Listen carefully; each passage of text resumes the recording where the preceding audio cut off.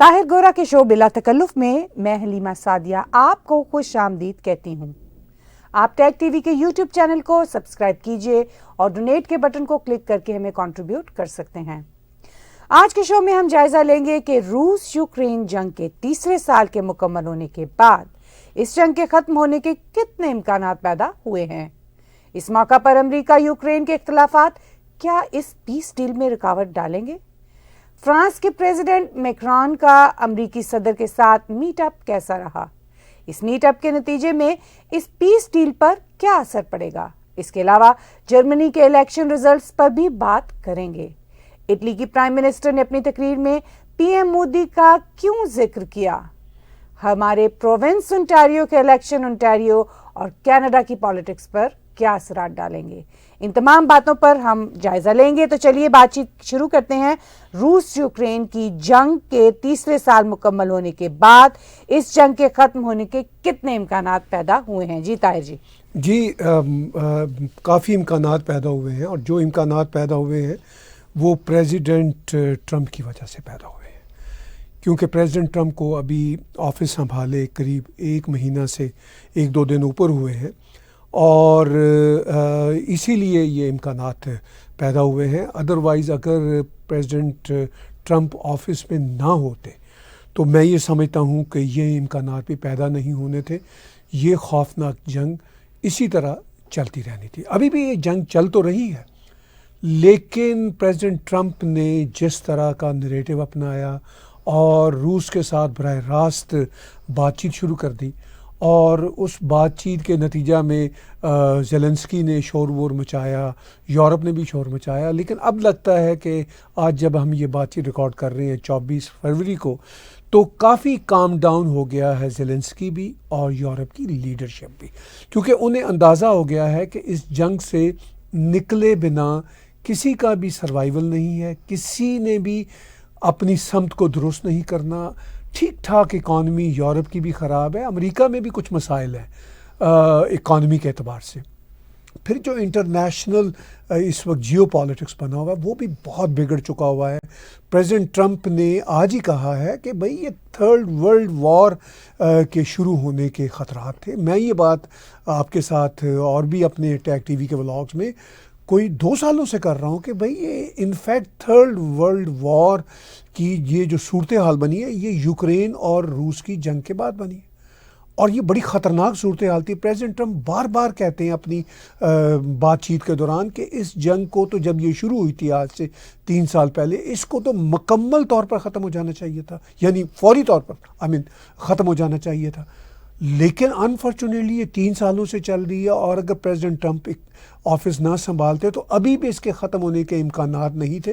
ابھی تو امکانات پیدا ہوئے ہیں، ابھی یہ جنگ ختم نہیں ہوئی، لیکن امکانات ضرور پیدا ہوئے ہیں، کیونکہ آج 24 فروری کو 3 سال مکمل ہو گئے ہیں، اور ہمارے پرائم منسٹر جسٹن ٹروڈو بھی یوکرین گئے ہوئے ہیں، اور وہ وہی اسٹوپڈ باتیں کر رہے ہیں جو جب 3 سال پہلے جنگ شروع ہوئی تھی تب کی۔ اب بھی وہ جاتے جاتے کہہ رہے ہیں کہ یوکرین کو ہم مزید پیسہ بھیج رہے ہیں، ہم اپنے فوجی بھی بھیج سکتے ہیں۔ تو اینی ہاؤ یہ صرف اور صرف ٹرمپ کا کمال ہے جس کی وجہ سے یہ امکانات پیدا ہوئے ہیں۔ لیکن یہاں پہ سوال یہ پیدا ہوتا ہے کہ امریکہ یوکرین کے اختلافات جو ہیں وہ اس پیس ٹاک میں کتنی رکاوٹ ڈال سکتے ہیں یا ڈال رہے ہیں؟ دیکھیے اس پیس ڈیل جو کہ ہونے جا رہی ہے، اس میں امریکہ اور یوکرین کے اختلافات ضرور پیدا ہوئے ابھی چند دن پہلے ہی، 4-5 روز پہلے ہی، اور آج یوں لگتا ہے کہ وہ اختلافات ریزالو ہو گئے ہیں، کیونکہ پریزیڈنٹ ٹرمپ نے جب زیلنسکی کو یعنی اس کی لگامیں کھینچی، کہا کہ تم ڈکٹیٹر ہو، تم کرپٹ ہو، تم ان پاپولر ہو، اور اس نے کہا کہ یوں لگتا ہے کہ پریزیڈنٹ ٹرمپ جو ہے رشین ڈس انفارمیشن کا حصہ ہے۔ یہ سب بات چیت چلنی تھی۔ دیکھیے پریزیڈنٹ ٹرمپ کوئی اکیلے نہیں چاہ رہے اس جنگ کو ختم کرنا۔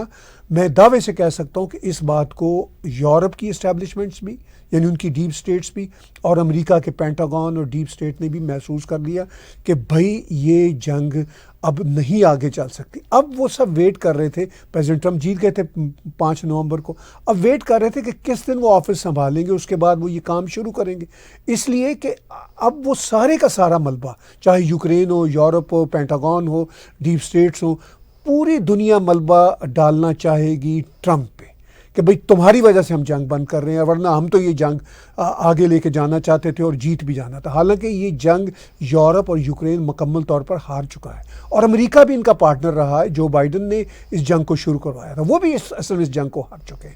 تو اب ان سب کے لیے فیس سیونگ اور اس جنگ سے ایگزٹ اسٹریٹجی دے رہے ہیں صدر ٹرمپ. بہادر آدمی ہے پریزیڈنٹ ٹرمپ. کیا کر رہے ہیں کہ وہ سارا ملبہ، سارا برا بلا جو لوگوں کا کہنا ہے وہ اپنے سر لے رہے ہیں، لیکن امریکہ کو بھی، یوکرین کو بھی، اور پوری یورپین یونین کو اور روس کو بھی اس جنگ سے، اور پوری دنیا کو میں کہوں گا کہ کسی پوٹینشیل تھرڈ ورلڈ وار سے صدر ٹرمپ نکال رہے ہیں. اور دنیا کا میڈیا جو مرضی بک بک کرتا رہے، میں تو اس سے بھی سخت زبان استعمال کرنا چاہوں گا، اور ان کی ناسمجھی ہے یا ان کا اپنا ایک ایگریسو ایٹیچیوڈ ہے، لیکن پوری دنیا کو پریزیڈنٹ ٹرمپ کا شکر گزار ہونا چاہیے کہ جو انہوں نے یہ فضا بنائی ہے کہ اس جنگ سے نکل سکے پوری دنیا. اور یہ جو آپ نے پوچھا کہ کیا کوئی رکاوٹ بن سکتی ہے، دیکھیے رکاوٹ بننے کا کوئی امکان نہیں ہے. اب جیفری سیکس نے جو بہت ہی بڑھیا جیو پالیٹکس کے سائنٹسٹ ہیں، انہوں نے کہا ہے ابھی 2 روز پہلے، انہوں نے کہا کہ یہ اب اوور ہے جنگ. اب ظاہر ہے فارمیلٹیز لگیں گی، کچھ اور کیجولیٹیز بھی ہوں گی، سیڈلی کچھ اور بھی اٹیکس ہوں گے دونوں طرف، خاص طور پر روس کی طرف سے. لیکن یہ جنگ اب جو جیسا کہ جیفری سیکس کہتے ہیں کہ اب یہ جنگ آلموسٹ اوور ہے. میں بھی کہوں گا کہ یہ آلموسٹ اوور ہے. کوئی چیز اب رکاوٹ نہیں بنے گی. اب یہ سب لوگ اس جنگ سے باہر نکلیں گے. چلیے تو پھر اب چلتے ہیں فرانس کی طرف. فرانس کے پریزیڈنٹ میکرون کا امریکی صدر کے ساتھ میٹ اپ کیسا رہا؟ کیا اس میٹ اپ کا روس یوکرین پیس ڈیل کے اوپر کوئی اثر پڑے گا؟ یہ اثر انداز ہو سکتا ہے یا نہیں؟ بالکل بالکل، بہت اہم یہ دورہ ہے فرانس کے صدر کا، جو ابھی آج ہی ہوا ہے. اور تھوڑی دیر پہلے پریزیڈنٹ ٹرمپ اور پریزیڈنٹ میکرون نے ایک جوائنٹ پریس کانفرنس بھی کی. اتفاق سے میں نے پوری پریس کانفرنس سنی. دونوں کی باڈی لینگویج دیکھ رہا تھا، دونوں کی جو لینگویج تھی وہ میں سن رہا تھا. اور میرا خیال ہے کہ پریزیڈنٹ میکرون نے آج مجھے بہت امپریس کیا. وہ مکمل طور پر پریزیڈنٹ ٹرمپ کو سمجھ کے آج ان سے ملے ہیں. انہوں نے بہت جولی انداز میں پریزیڈنٹ ٹرمپ کے ساتھ باتیں کی. پریزیڈنٹ ٹرمپ نے بھی بہت کمفرٹیبل اور جولی انداز میں ان کے ساتھ باتیں کی، کیونکہ پریزیڈنٹ ٹرمپ کا ایک سٹائل ہے، وہ جس طرح کی لینگویج ان کنونشنل ان یوزول لینگویج برتتے ہیں. اب تک دنیا کی جو لیڈرشپ ہے وہ فیک لینگویج، اور پورے کا پورا دنیا کا جو لیگیسی میڈیا وہ بھی فیک لینگویج پہ ہے. پریزیڈنٹ میکرون یہ بات سمجھ کے آئے ہیں کہ میں نے ٹرمپ کے ساتھ بیٹھ کے کیا بات کرنی ہے اور کیسے ان کی باتوں کو ہینڈل کرنا ہے. مختلف رپورٹرز کے انٹرسٹنگ کویسچنز تھے، تو پریزیڈنٹ میکرون ہنس کے جواب دیتے رہے، بہت ہی جسے کہتے ہیں نا عقل مندی کے ساتھ. اور پریزیڈنٹ ٹرمپ بھی بڑے کمفرٹیبل رہے. ان کو بھی محسوس ہوا کہ آج میں اس شخص سے بات کر رہا ہوں جو ان کو سمجھ کے آیا. تو ان دونوں کی جو ملاقات ہے، اس کا اس پیس ڈیل پہ بہت اثر پڑے گا، کیونکہ پہلے یہ توقع کی جا رہی تھی کہ یورپ کے جو شدید کوٹ ان کوٹ جو بڑے زیادہ اختلافات امریکہ کے ساتھ، انفیکٹ میں یہ بات بار بار کر رہا ہوں کہ یورپ کے کوئی بہت زیادہ اختلافات امریکہ کے ساتھ نہیں ہیں. یہ صرف اور صرف تھوڑا سا دھچکا لگا یورپ کو کہ ایک دم سے امریکہ نے اس طرح کا جو لب و لہجہ اپنایا. لیکن یورپ کو محسوس ہوا ہے کہ ultimately in the long run امریکہ کا یہ جو نیا سٹائل ہے ان کے سروائیول کے لیے ٹھیک ہے، کیونکہ ادروائز تو وہ اس جنگ میں فار ایور پھنسے رہتے. اور ویسے بھی بہت سی چیزیں جو بدل رہی ہیں ان کے اندر بائی لیٹرل ٹاک کے بھی ڈفرینٹ پریزیڈنٹس کے ساتھ ڈفرینٹ طرح کے جیسچرز رہے ہیں. یہ بہت ٹپیکل آف جو ہمارے پریزیڈنٹ ہیں یونائٹڈ اسٹیٹس کے، ان کا سٹائل ہی ایسا ہے شاید اس کو ڈیل کرنے کا. دیکھیے پریزیڈنٹ ٹرمپ جو ہیں وہ اپنا ایک ٹینیور گزار چکے ہیں، لوگوں کو کچھ ان کی سمجھ آئی، لیکن یہ جو ان کا دوسرا ٹینیور ہے یہ بہت مختلف انداز میں ہے. اس میں وہ ڈفرینٹ مسٹر ڈونلڈ ٹرمپ ہیں. اور پھر جو ایک اور بڑا مسئلہ اس جنگ کے ساتھ ساتھ وہ ایک اہم مسئلہ ہے यूक्रेन کے منرلز کا. اچھا اپیرنٹلی لوگوں کو لگتا ہے کہ یہ پیسے کا معاملہ ہے، وہ ہے. میں سمجھتا ہوں کہ پریزیڈنٹ ٹرمپ نے کہا کہ ہمیں آپ سے پیسہ لینا ہے جو ہم نے آپ پہ لگایا ہے. انہوں نے کہا کہ یورپ آلریڈی جو لون دیا ہے اس نے یوکرین کو یا جو پیسہ لگایا وہ بھی لے رہا ہے. اس پہ بھی آج میکرون کے ساتھ بات ہوئی. میں یہ سمجھتا ہوں اس کا بھی ایک اینگل ہے. اس کا اینگل یہ ہے کہ جو ڈیل ہونے جا رہی ہے روس اور یوکرین کے حوالے سے، اصل میں یہ ڈیل روس اور امریکہ کی ہے، کیونکہ یہ جنگ بنیادی طور پر امریکہ اور روس کی جنگ تھی جو بائیڈن نے شروع کی تھی. یوکرین بیچارے کو تو استعمال کیا گیا، ان کے تو لاکھوں فوجی مرے. اور روس کے بھی سنا ہے جو خبریں آ رہی ہیں اسپیشلی پریزیڈنٹ ٹرمپ کے حوالے سے، نمبر ان کے حوالے سے ہم کنفرم نہیں کر سکتے، وہ تھوڑی سی ایگزیجریشن بھی کرتے ہیں پریزیڈنٹ ٹرمپ. وہ کہتے ہیں لاکھوں روسی بھی مرے ہیں، لاکھوں یوکرینین بھی مرے ہیں. لیکن بہرحال ہزاروں اور ہزاروں تو ضرور مرے ہیں اور شاید لاکھوں مرے ہوں اور ملینز یوکرینین ڈسپلیس ہوئے ہیں. تو اس میں جو پریزیڈنٹ ٹرمپ بڑا سمارٹ کھیل کھیل رہے ہیں، وہ یہ کہہ رہے ہیں کہ ہمیں منرلز اپنے لینے ہیں. وہ کہہ رہے ہیں کہ ٹھیک ہم اپنے فوجی تو یوکرین میں نہیں بھیجیں گے، کوئی پتہ نہیں بعد میں وہ بھیج بھی دیں، لیکن وہ یہ کہہ رہے ہیں کہ اگر یورپ بھیج رہا ہے وہاں پہ فوجی پیس کیپنگ، تو وہ کم از کم ہمارے منرلز کی جو ہے وصولی وہ ہمیں ممکن بنائے. تو اس سے سمارٹ کیا گیم ہے کہ وہ روس کو یہ میسج دے رہے ہیں کہ بھائی اب ہم اپنے فٹ پرنٹس یوکرین میں رکھیں گے اپنے پیسے کے وصولی کی وجہ سے، لہٰذا اب تم وہاں آ کے ہمارے ساتھ میس نہ کرنا. اس میں صرف منرلز کی یا پیسے کی وصولی کی بات نہیں ہے، اس میں انفیکٹ وہ پریزیڈنٹ ٹرمپ یہ روس کو کہہ رہے ہیں کہ بھائی تم اب پیچھے ہٹ جاؤ، تمہیں جو ہم دے سکتے ہیں یوکرین کے جس حصے پہ قبضہ کیا ہوا ہے اس کا جو میکسیمم دے سکتے ہیں وہ تم سے بات چیت چل ہی رہی ہے اور شاید ہم تمہیں دے بھی دیں گے کچھ. اب تم بھی ہماری باتیں مانو، اب تم بھی ادھر کا رخ نہ کرنا. تم یہ کہتے ہو کہ نیٹو کا حصہ نہ بنے یوکرین، تو ہم نہیں اب بنا رہے اس کو. تو میرا خیال ہے یہ بہت ہی سمارٹ موو ہے پریزیڈنٹ ٹرمپ کی، اور یورپ بھی آن بورڈ آ رہا ہے اور یوکرین کو بھی آن بورڈ آنا پڑ رہا ہے. چلیے اب چلتے ہیں یو کے کی طرف. تو یو کے پرائم منسٹر چند روز بعد امریکہ کا وزٹ کرنے والے ہیں. تو کیا یورپ امریکہ کو اپنے ساتھ پھر سے جوڑ سکے گا، سیم پیج پہ آ سکیں گے دوبارہ؟ دیکھیے یو کے پرائم منسٹر پرابلی تھرسڈے کو وہاں پہنچیں گے. جب وہ وہاں پہنچیں گے تو ہم ان کی جو باڈی لینگویج ہوگی اور جو لینگویج ہوگی پریزیڈنٹ ٹرمپ کے ساتھ وہ تو ہم تب پیش کر دیں گے. وہ میرا خیال ہے کم و بیش ویسی ہی باڈی لینگویج ہوگی جیسی پریزیڈنٹ میکرون کی آج کی پریزیڈنٹ ٹرمپ کے ساتھ جو میٹنگ تھی اس پہ ہم نے دیکھی اور سنی. اب کیا اس سے یہ انڈیکیشن مل رہا ہے کہ ایک بہت یورپ کا امپورٹنٹ دیش ہے یو کے، اس کے بھی پرائم منسٹر آئیں گے چند روز بعد، اور میکرون جو یورپ کا بہت ہی امپورٹنٹ دیش ہے اس کے بھی پریزیڈنٹ آ چکے ہیں، مل چکے ہیں. تو کیا یورپ جو ہے وہ امریکہ کے ساتھ سیم پیج پہ آ رہا ہے؟ بالکل. یہ صرف اور صرف ان کا پیج ہلا تھا ڈیورنگ دا پاسٹ 1 month یا میکسیمم 2 ہفتوں کے دوران. اب 2 ہفتوں میں ہی صدر ٹرمپ کی، پریزیڈنٹ ٹرمپ کی لینگویج یورپ کو سمجھ آ گئی ہے. پریزیڈنٹ ٹرمپ کی جو پلاننگ ہے یورپ کو بھی سیو کرنے کی، ویسٹرن ورلڈ کو بھی سیو کرنے کی، سمجھ آ گئی ہے ان کو. ابھی ہمارے کینیڈا کو ٹھیک سے سمجھ نہیں آئی، ٹروڈو صاحب اتنے سمجھدار نہیں ہیں، لیکن مجھے لگتا ہے کہ ہمارے جو کینیڈین دوسرے پولیٹیشینز ہیں ان کو بھی اب کچھ نہ کچھ سمجھ آ رہی ہوگی. اس پہ آگے چل کے ہم بات کریں گے.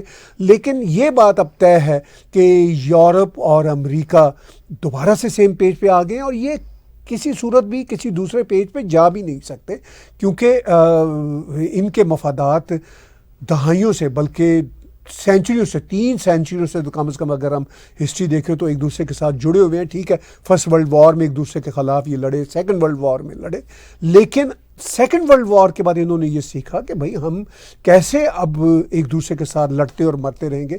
تو تھوڑا سا یہ ہمیں یہ رکھنا نظر آیا تھا پچھلے کچھ 2-3 ہفتوں کے دوران، وہ اب رکھنا فل ہو رہا ہے. پریزیڈنٹ میکرون کے دورے کے بعد پرائم منسٹر یو کے کا دورہ ہوگا، تو آپ کو میرا یہ خیال ہے اسی طرح کی باڈی لینگویج ملے گی، نظر آئے گی جس طرح کی آپ کو پریزیڈنٹ میکرون کے ساتھ پریزیڈنٹ ٹرمپ کی نظر آئی ہے. اسی طرح یو کے پرائم منسٹر کے ساتھ باڈی لینگویج ان کی بڑی ملتی ہوئی نظر آئے گی. چلیے جرمنی کے الیکشن رزلٹ سامنے آ چکے ہیں. جرمنی کی کنزرویٹو پارٹی اگلی سرکار بنانے جا رہی ہے. فار رائٹ کی پارٹی اپوزیشن میں ہوگی.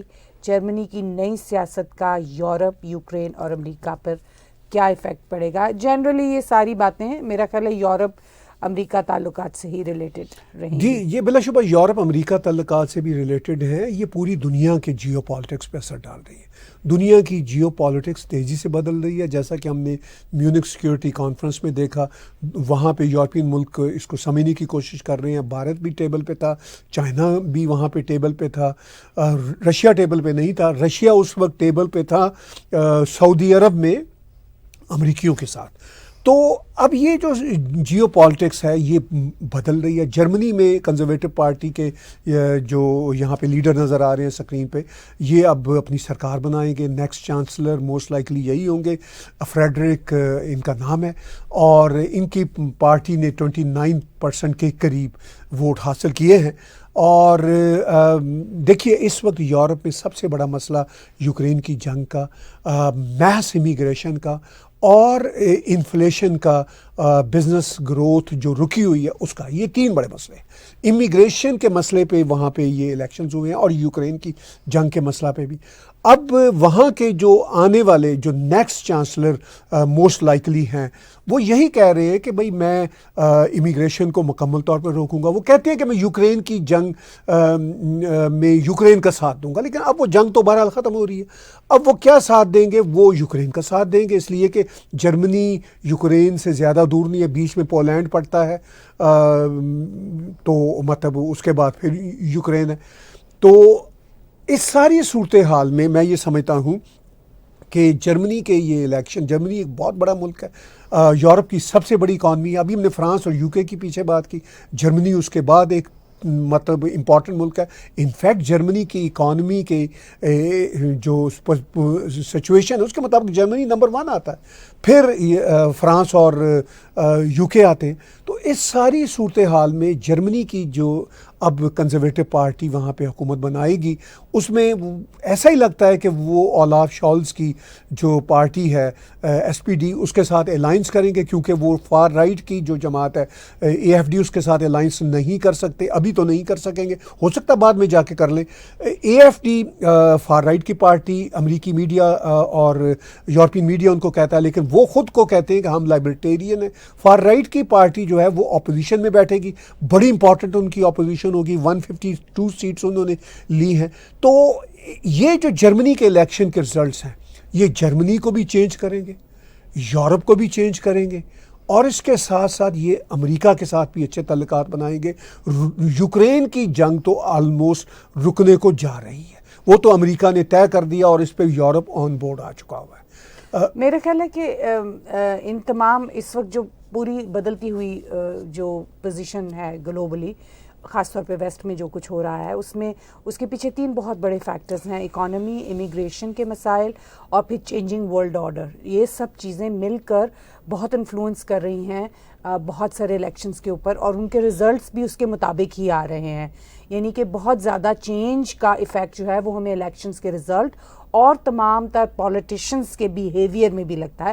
اور چینجنگ ورلڈ آرڈر آلریڈی ہو چکا، یعنی اب کوئی ایسا رستے میں لگتا نہیں ہے مشکل مسئلہ کہ جو کسی اور جنگ کو پرووک کر سکے، سوائے اس کے کہ اب سیٹلمنٹ ہوگی ان تمام معاہدوں پر، ان تمام باتوں پر. اس کے لیے ٹائم چاہیے جو کہ اب ڈیسائیڈ ہو چکے ہیں. تو چلیے اب ہم اسی سے ریلیٹڈ سوال آگے لے کے چلتے ہیں کہ اٹلی کی پرائم منسٹر جارجیا ملونی نے امریکی کنزرویٹو کے فورم پر اپنی تقریب میں پی ایم مودی کا ذکر کیا. اس کی کیا اہمیت ہے؟ یہ بھی اسی سے ریلیٹڈ ہے، changing world order, changing positions of the nations. تو اس پہ آپ کیسے روشنی ڈالیں گے؟ دیکھیے، آپ چینجنگ ورلڈ آرڈر کی بات کر رہی ہیں، تو چینجنگ ورلڈ آرڈر میں یہ ایک بہت امپورٹنٹ بات ہوئی کہ پریزیڈنٹ ٹرمپ الیکٹ ہوئے، اب آفس سنبھال چکے ہیں. ان کے الیکٹ ہونے کے بعد جرمنی میں کنزرویٹو پارٹی جیتی. اگر وہ نہ بھی الیکٹ ہوتے، بائی دا وے جرمنی میں کنزرویٹو پارٹی نے ہی جیتنا تھا، کیونکہ جب جرمنی کی پرانی سرکار، ابھی تو وہ سرکار انکمبنٹ ہے مسٹر شالز کی، تو مسٹر شالز نے جب اعلان کیا تھا سنیپ الیکشن کا، تب بھی جو پولز ہمیں بتا رہے تھے، ابھی پریزیڈنٹ ٹرمپ الیکٹ ہوئے ہی تھے تبھی پولز ہمیں بتانا شروع ہو گئے تھے، بلکہ وہ شاید ابھی الیکٹ بھی نہیں ہوئے تھے اگر میں یاد کرنے کرنے کی کوشش کروں. تبھی پولز نے ہمیں بتانا شروع کر دیا تھا کہ جرمنی میں جیتیں گے کنزرویٹو پارٹی والے اور فار رائٹ کا بھی ہوگا اس میں آگے جا کے رائز ہوگا, اور وہ ایگزیکٹلی ویسا ہی ہوا جیسا کہ انہوں نے پریڈکٹ کیا تھا. اب آپ نے یورپ کے چوتھے بڑے ملک اٹلی کی بات کی, تو ابھی ہم نے 3 بڑے ملکوں کی بات کی تھی. تو اٹلی کی پرائم منسٹر نے ابھی 2 روز پہلے ہی سیپاک میں جو ایک امپورٹنٹ کنزرویٹوز کا, امریکن کنزرویٹوز کا فورم ہے, اس میں یہ تقریر کرتے ہوئے بڑی امپورٹنٹ تقریر کی. انہوں نے پریزیڈنٹ ٹرمپ کو بہت خراج تحسین پیش کی.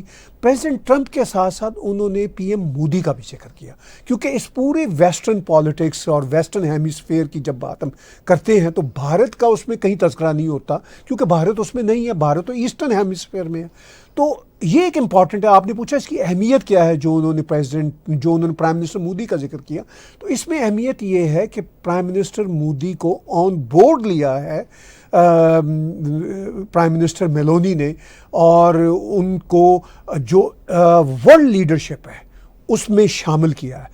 کیونکہ دیکھیے بڑی فرینکلی بات یہ ہے کہ پرائم منسٹر میلونی ہو یا میکرون ہو یا جرمنی کی نئی بننے والی سرکار ہو یا ایون پرانی سرکار ہو یا امریکن اسٹیبلشمنٹ ہو یا ایون کینیڈین اسٹیبلشمنٹ ہو, یہ بھارت اور چائنا کا ذکر تو کرتے ہیں کیونکہ چائنا بہت بڑی اکانومی ہے, مگر بھارت بھی ابھرتی ہوئی اکانومی ہونے کے باوجود اس کا ذکر ویسٹرن ورلڈ اتنے بڑے فورم پہ نہیں کرتے.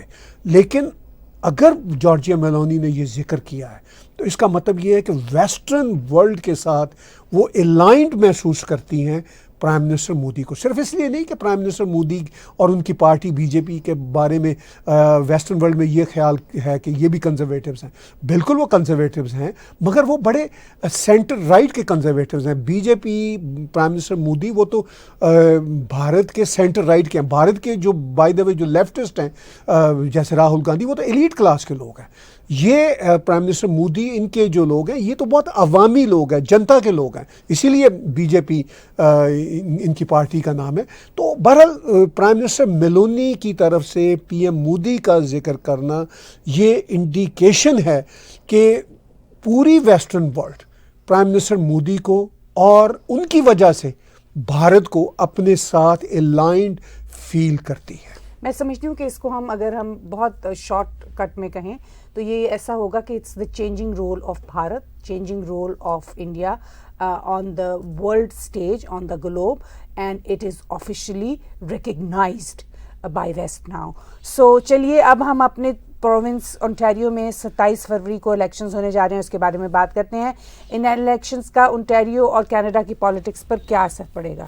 دیکھیے یہ جو سنیپ الیکشن ہمارے پریمیئر ڈگ فورڈ نے کال کیے تھے ابھی چند روز پہلے ہی, انہوں نے کہا تھا کہ میں 27 فروری کو الیکشن کال کرتا ہوں اس لیے کہ کینیڈا کا بہت بڑا مسئلہ بن گیا ٹیرفز کی وجہ سے امریکہ کے ساتھ, تو مجھے بڑا مینڈیٹ چاہیے تاکہ میں مقابلہ کر سکوں.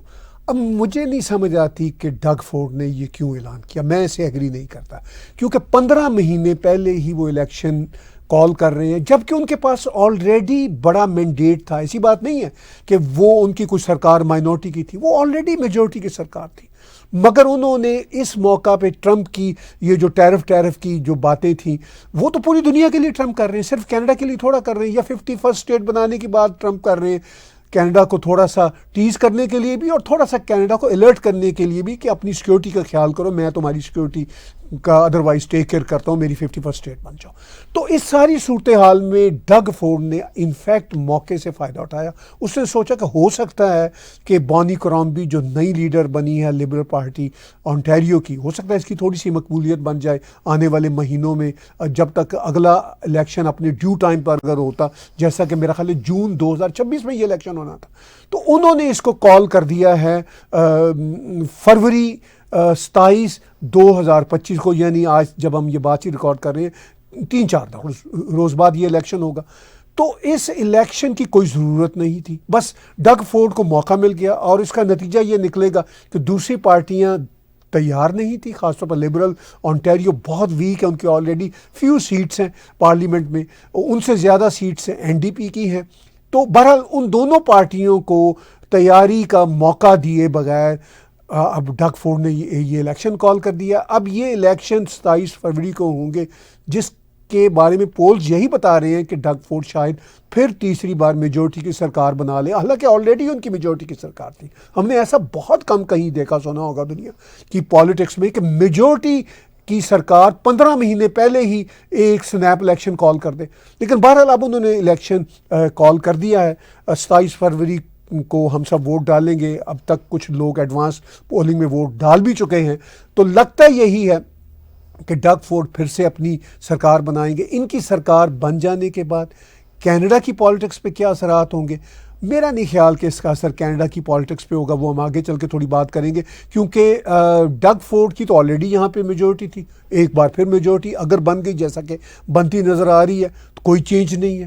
وہ انٹیریو کی پالیٹکس بھی جوں کی توں رہے گی. تھوڑی یہ جو نئی ان کی اپوزیشن این ڈی پی کی اپوزیشن ہے یہاں پہ, یا این ڈی پی کے علاوہ لبرلز کی کچھ سیٹیں ہیں, وہ شاید 19-20 کے فرق کے ساتھ ویسی کی ویسی رہیں, ان میں کوئی اضافہ یا کمی زیادہ نہ ہو سکے, تھوڑا بہت ہوگا کمی اضافہ.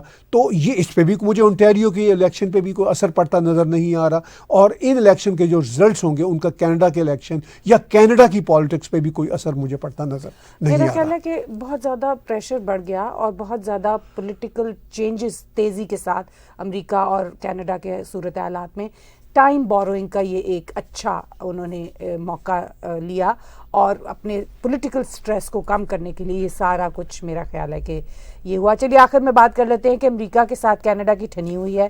کینیڈا کی سیاست ڈاواں ڈول ہے, ہماری سیاست کدھر کو جاتی نظر آتی ہے, اور امریکہ کے ساتھ ہمارے تعلقات میں سدھار کیسے آئے گا؟ ٹیرف سے شروع ہو کے بعد چلتی بڑھتی چلی جا رہی ہے, اس کو آپ کس طرف جاتا دیکھتے ہیں؟ دیکھیے, امریکہ کے ساتھ کینیڈا کی ٹھنی ہوئی ہے. میں یہ کہوں گا کہ ٹھنی ہوئی تھی. شروع میں جب پریزیڈنٹ ٹرمپ آئے تو انہوں نے کافی پریشر بلڈ کیا. پھر یہ ابھی ریسنٹلی ہمارے سارے پریمیئر گئے ہوئے تھے امریکہ وائٹ ہاؤس کے بعد, جیسے کشکول لے کے کھڑے ہوتے اس طرح کی یہ فوٹویں کھنچوا رہے تھے. مجھے تو بڑی امبیرسمنٹ ہو رہی تھی, اور مجھے سمجھ نہیں آ رہی تھی یہ کیوں گئے تھے. ٹرمپ کے کسی قریبی بندے نے ان کو گھاس نہیں ڈالی. آخر میں شاید ان کے ٹریجری سیکرٹری کے کچھ لوگ ان سے ملے ہیں. اب سارے کے سارے پریمیئر ڈگ فورڈ سمیت سارے کے سارے وہاں پہنچ گئے. ایک ایسا جوکر نامہ تھا, جسٹ اے جوکری. اچھا, ایک طرف ڈگ فورڈ اور سارے پریمیئر, خاص طور پر ڈگ فورڈ سب سے زیادہ بڑھ کے, مجھے ڈگ فورڈ نے ان معاملات میں ڈس اپوائنٹ کیا. وہ یہ کہہ رہے تھے جی کہ اگر امریکہ نے ٹیرف لگائے تو ہم بھی ٹیرف لگا دیں گے, ڈالر کا جو آپ ڈالر سے دیں گے, اینٹ کا جو آپ پتھر سے دیں گے, اس طرح کی لینگویج یوز کر رہے تھے. بھائی اگر ان کے ٹیرف لگانے سے آپ اگر ٹیرف لگاتے ہیں, ریٹیلیٹری ٹیرفس لگاتے ہیں, تو آپ سمجھتے ہیں کہ آپ کمپنسیٹ کر لیں گے حالات کو, تو پھر آپ کو کشکول لے کے وہاں جانے کی ضرورت کیا تھی؟ اس کا مطلب یہ کہ آپ کو تو پھر فکر نہیں ہونی چاہیے تھی. لیکن آپ کو فکر ہے اور فکر تھی, اس لیے آپ پہنچے. مگر یہ طریقہ نہیں ہے ہینڈل کرنے کا. امریکہ کی اکانومی کے ساتھ کینیڈینز مقابلہ نہیں کر سکتے. امریکہ کا پوری دنیا کے ساتھ بزنس ہے.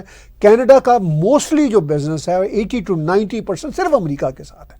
امریکہ کا تو پوری دنیا کے ساتھ بزنس ہے. تو اس ساری سچویشن کو ڈیل کرنے کے لیے جو میکرون نے آج راستہ اپنایا, جس طرح لائٹ طریقے سے پریزیڈنٹ ٹرمپ سے ملاقات کی, اور وہ ہونی چاہیے. اچھا, انفارچونیٹلی ہمارا ہیڈ آف دا اسٹیٹ ہی کوئی افیکٹو نہیں ہے. ٹروڈو نے انٹینڈ ٹو ریزائن شو کیا ہوا ہے. 9 مارچ کو نیا ان کی پارٹی کا لیڈر آئے گا جو موسٹ لائکلی مارک کارنی ہوگا. اب تب تک ٹروڈو کو لیم ڈک جو ہم پرائم منسٹر کے طور پر دیکھ رہے ہیں, تو اس کی کوئی حیثیت ہی نہیں ہے. اچھا, جب یہ اس نے انٹینٹ ٹو ریزائن نہیں بھی شو کیا تھا, یہ مارالاگو میں ملنے گیا تھا, پریزیڈنٹ الیکٹ ٹرمپ تھے اس وقت آفس نہیں سنبھالا تھا, تو پریزیڈنٹ ٹرمپ نے اس کو گورنر کہہ دیا, 51 اسٹیٹ بن جانے کی بات کی. وہ ابھی تک مذاق چل رہا ہے, اس میں کچھ ریئلٹی بھی ہے, ٹروڈو یہ کہتا ہے. تو اس ساری صورتحال میں حالات جو ہیں کینیڈا کے, کینیڈین امیچور پولیٹیشینز کے, اور جو کینیڈین ہمارا CBC کا جو امیچور میڈیا ہے وہ اس کو مطلب اگنائٹ کرتا رہا, انسٹیگیٹ کرتا رہا. امریکہ کو تو ان باتوں سے فرق نہیں پڑے گا. اب کینیڈا کی پالیٹکس, انٹیریو کے الیکشنز کی ابھی ہم نے بات کی, وہ اب رزلٹ 27 فروری کی رات کو آ جائیں گے, جو موسٹ لائکلی وہی لگتے ہیں کہ ڈگ فورڈ ہی حکومت بنائے گا. پھر یہ ہے کہ 9 مارچ کو اگر مارک کارنی آ گیا تو مارک کارنی لیڈر بن گیا تو وہ آف کورس وہ پرائم منسٹر بھی ہوگا. پھر وہ ووٹ آف کانفیڈنس لے گا جب پتہ میرا خیال میں اینڈ آف دا مارچ میں پارلیمنٹ واپس آئے گی, یا پتہ نہیں ٹروڈو کیا نیا تماشا کرتا ہے.